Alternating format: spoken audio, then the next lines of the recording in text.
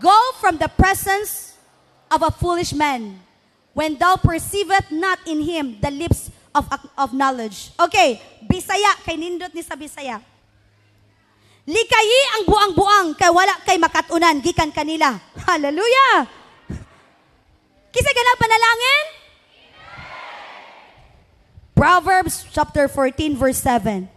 Likay sa mga buang-buang, kawala kay makatunan, gikan kanila. Find a helper, not a destiny destroyer. Isa man to mga taong destiny destroyer. Kung magbalatian, iinom nagtambal. Destroyer na sa itong pagtuo. Amen. Amen. Kinsa man ang mga tao nga destiny destroyer. Mga tao nga gigamit sa kaaway para mubiya ka sa pagpangalagan sa Ginoo. Those are destiny destroyer. One step ahead na lang, panalangin na nakas Ginoo. But there is Satan, ni overtake. Uy, galagot man ka. In Jesus' name. Pagkalagot, nibiya na pod. Mo anang gingon ni prophet, nga ang Ginoo ni sulti sa mga Israelita, that 40 days maabot mo sa yutang saad. Wala nakalapos ang propesiya sa Ginoo. Nga naman, kanang gipropesiya ni prophet, tinuod na, basta ato ng tuuhan, o mag-amping ta sa itong kaugalingon. Once na mag-amping ta sa itong kaugalingon, 100% sure bull, maangko nimo ang gipropesiya ni prophet.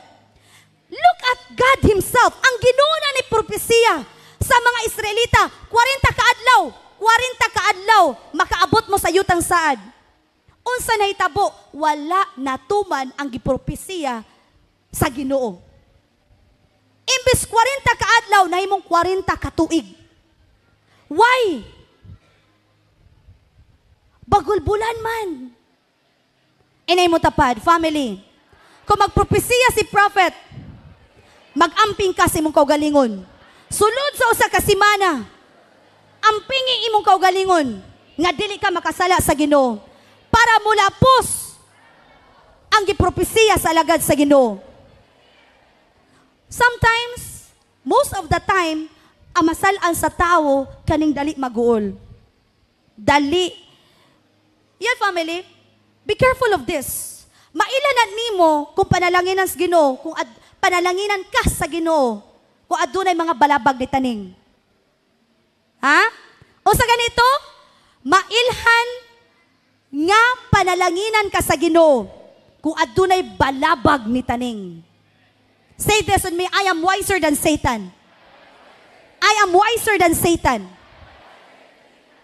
Kisay sinati ana, una namin nakasinati ana.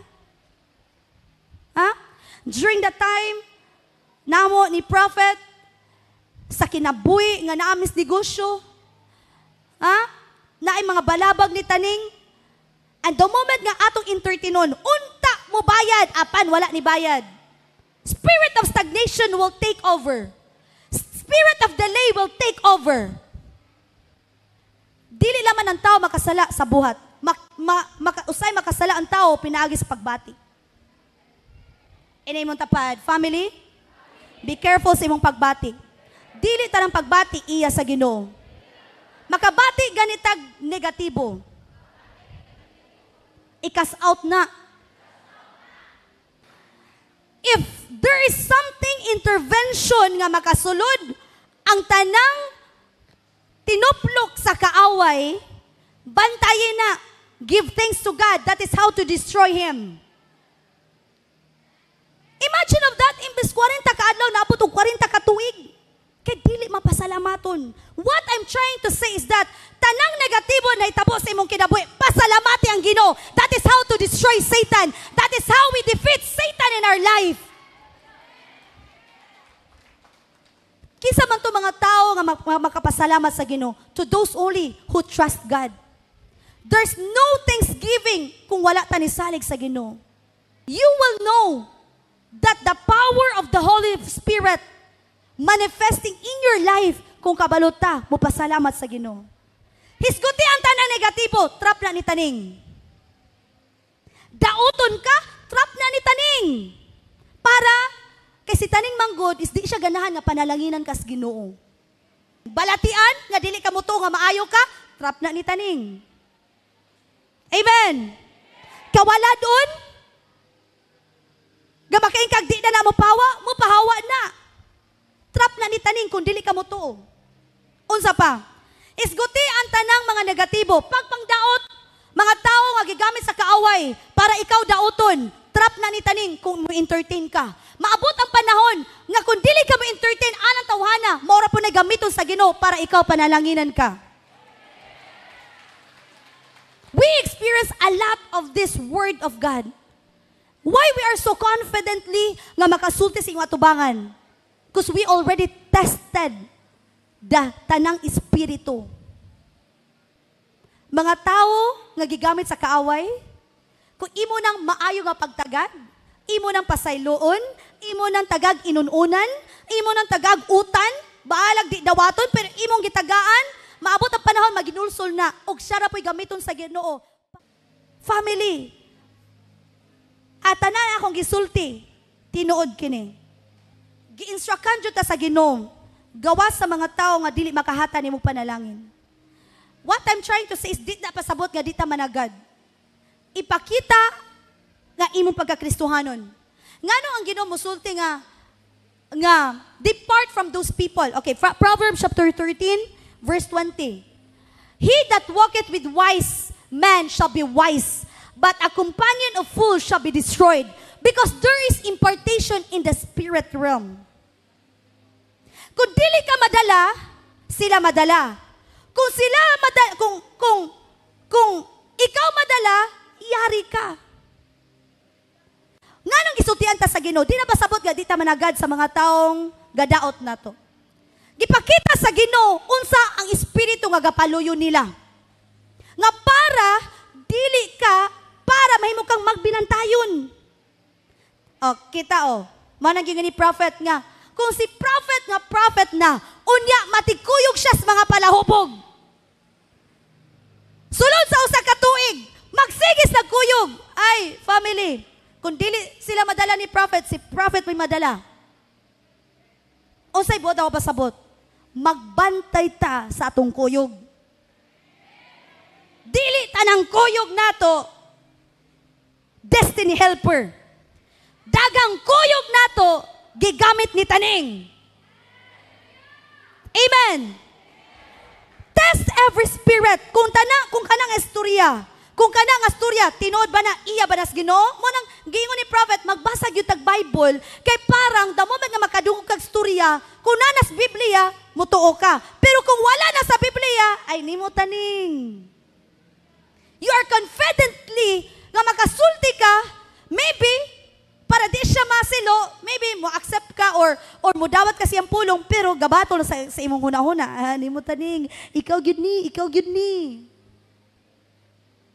Amen. Bantayi ang imuhang kaugalingon. Pinaagis pagbantay sa imong huna-huna. Ato palakpakan atong buhi nga Dios. Always remember, family, if you want to be wise, go with those people nga makita nimo nga wow, magnaadyo ko makatunan ani. Matigkuyog ko niya. Pero kung luya pa imong spirito in Jesus name, kung makikuyog kas mga palahubog, mga bisyoso, dili taga jaom, kay ang jaom lahi man, mga delivered man, ang jaom mga smiling face naman. Kung makikuyog kas mga marites, I tell you family, mahimog yung kang marites. Kung dili pa strong ang atong anointing, ana. But kung ang marites naapod sa itong panimalay, o niya ikaw po taga-jaom, ayag padala. Amen. Ayag padala. Di na pasabot nga, maglalis mo, dili, ipakita lang ang imong maayong pamatasan. Maabot ang panahon, madalag yun na sila nimo. Amen. Kay, sometimes, ang atong gubat naarapod sa sulod sa panimalay. Tinod, dili. Sometimes, ang gubat naa sa sulod sa panimalay. Ang atong pamilya, dili na makagubat ang bersikulo. Ang makagubat, ana, buhata unsa nasa bersikulo. O mga usab na silang tanan. Amen. Ipakita ra imong smile. Ipakita lang ang imong maayong pamatasan. Ayaw kasilo. Kay trap na ni taning. Di na pasabot nga gidaot ka ingon anak ka. No. Bisag gabinuutan ka, bisag wala kay bisyo, apan inon japon kasi imong pamilya, simba-simba ka, wa japon ka nausob. Nasilo. Ayaw kasilo.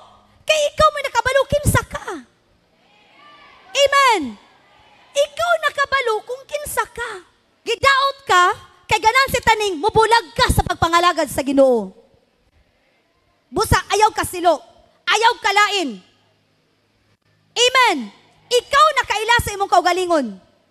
Ayaw katrap.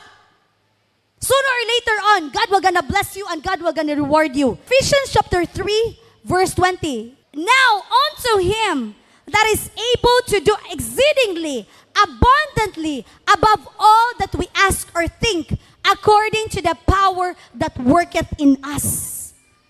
Naigahom ang tao, but only a destiny helper, a servant of God, can activate that power that lives in you. Usay buod na ko pasabot family. Na ayo na ka, gibag-o na ka sa Ginoo, aya nagbulag, asa kadapita, gibag-o sa Ginoo. We need someone, a destiny helper, to unlock that secret. What is that secret? Kanang naayo ka, sikreto ba na sa una nga wala nimo naibalan sa una nga maayo day ka. Unsa pa? Who has that kind of secret? Kanang pag-abot nimo gipanalanginan ka. God already unlocked that secret. Kinsa pa? Ganegosyo sa una nga walay halin-halin. Pag-abot sa jom, dakog halin. God already unlocked the secret through the servant of God. Kinsa pa na, sa una wala kay trabaho, pag-abot sa job, nakatrabaho ka. God already unlocked that secret through the servant of God, your destiny helper. Kinsa pa na, usap pang storya sa kinabuhi. Kanang nangausab ta. Nga lisod-lisuon ang atuang huna-huna. Lisod bag-o na atong batasan. Apan pag-abot sa job, gibago ka. God already sent a destiny helper to unlock that secret. And you are now in the place, a true place. Use your mouth to unlock that secret. Hallelujah! O sa ganito, to unlock the secret, aside, yes, God already showed His mercy through the servant of God. Wa ta kabalo nga atong baba di ay, gigamit na po di taning sa una. Ato itong kinabuhi sa una, punog balatian, kay nga naman, ang atong baba gigamit ni taning. But to our blessed nga pag-abot sa jom, gigamit atong baba sa paghagba ni taning. Hallelujah!